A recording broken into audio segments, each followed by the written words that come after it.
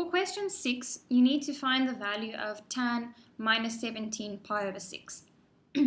Now, this is not an angle that you recognize immediately, but you know that your reference angle is pi over 6.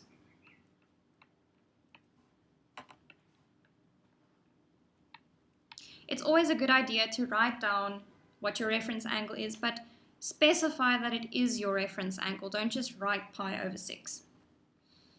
Now, to get this minus 17 pi over 6 into a form that you can recognize, you need to look at how many pi's you can take out of this minus 17 pi over 6. Now, I'm going to write it as tan minus, because I just want to get rid of the minus for now, I'm going to leave it to the side. Now, if I take out 2 pi's, so 2 pi plus 5 pi over 6, that is the same as saying 17 pi over 6. Okay. Now, from your trig theory, you should know that 2 pi plus an angle, a standard angle, is the same as saying it's that standard angle. So then this is the same as saying tan, don't forget the minus, it's still there, tan minus 5 pi over 6. Now this is an angle that sort of looks familiar.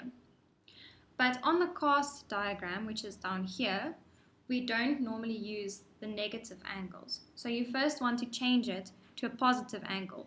Now the way you do that is that you add 2 pi. So then I'm going to say 2 pi plus 5 pi over 6 is the same as 12 pi over 6, sorry, that was a minus 5 pi over 6, which gives me 7 pi over 6.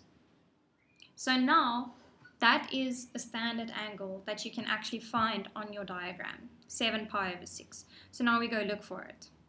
And you're going to find it in the third quadrant over there.